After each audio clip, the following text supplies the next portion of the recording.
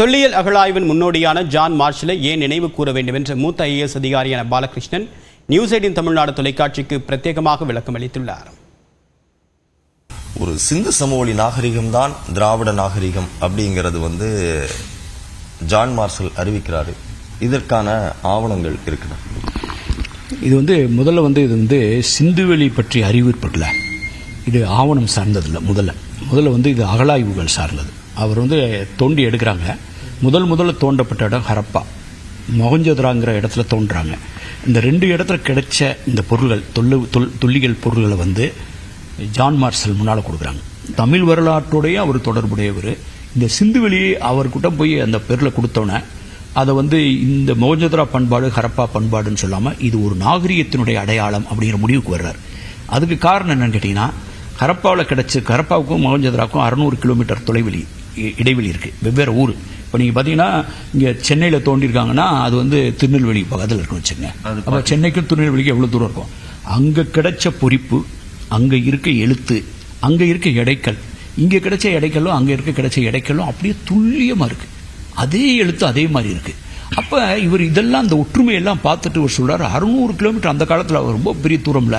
அப்போ அப்படியே கொஞ்சம் கூட இம்மி பிசகாமல் இருக்கிறதுனால இது ஒரு தரக்கட்டுப்பாடு இருந்திருக்கணும், அதுக்கு ஒரு பெரிய நிர்வாகம் இருந்திருக்கணும். இதான் ஒரு ஷெர்லாக் ஹோம்ஸ் மாதிரி ஒரு துப்பறியும் மனுஷன் மைண்டு எப்படி ஒர்க் பண்ணுமோ அது மாதிரி அவருக்கு ஒரு துல்லியமாக இந்த திறந்த மனசு இல்லாட்டினா நிறைய பேர் இப்படி சொல்ல மாட்டாங்க. ஏன்னா அது வரைக்கும் நமக்கு சொல்லப்பட்டது, அங்கே தேடி போனவங்கலாம் மொஹஞ்சதாரோவில் ஒரு புத்த ஸ்தூபி இருக்குன்னு தான் நினச்சாங்க. அதுக்கு முன்னால் போனவங்களாம் கன்னிங்காம்லாம் போயிட்டு, அதனால அப்படிப்பட்ட ஒரு மிக முக்கியமான ஒரு மாறுபட்ட ஒரு புரிதலை வழங்கியவர். அப்படிங்கிறதுனால ஜான் மார்ஷல் நினைவு கூறப்பட வேண்டியவர், கொண்டாடப்பட வேண்டியவர். ஒரு சிந்து சமவெளி நாகரிகம் அப்படிங்கிறது ஒரு தமிழ் நாகரிகம்னு எடுத்துக்கலாமா, இல்லை ஒரு திராவிட நாகரிகம்? இல்லை, இது இந்த கேள்வி பொதுவாக கேட்கும் போது என்ன பண்ணிடுறாங்க, இதை முதல்ல ஒன்று புரிஞ்சுக்கணும். சிந்து வெளியில் எழுத்து இருக்குல்ல, அந்த எழுத்து இது வரைக்கும் படிக்கப்படலை, யாராலும் வாசிக்கப்படலை. நிறைய பேர் வாசித்து முயற்சி பண்ணியிருக்காங்க. இந்த வாசிப்பதற்காக முயற்சி பண்ண வெளிநாட்டைச் சேர்ந்தவர்கள், அஸ்கோ பர்போலா, ஐராவத மகாதேவன், இந்த மாதிரி நிறைய பேர் அவங்க சொல்கிற கருத்து இது அநேகமாக திராவிட மொழி குடும்பத்தை சேர்ந்தது.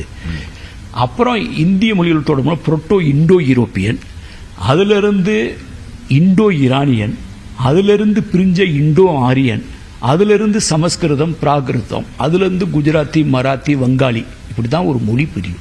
அதே மாதிரி இந்த மொழி குடும்பம் தெற்கில் இருக்கு. இப்போ நம்ம பார்க்குற மொழி குடும்பங்கிறது தமிழ், மலையாளம், கன்னடம், தெலுங்கு மட்டும் கிடையாது. துளு இருக்கு. ஒரிசாவில் போனீங்கன்னா ஏகப்பட்ட திராவிட மொழி பழங்குடிகள் இருக்காங்க.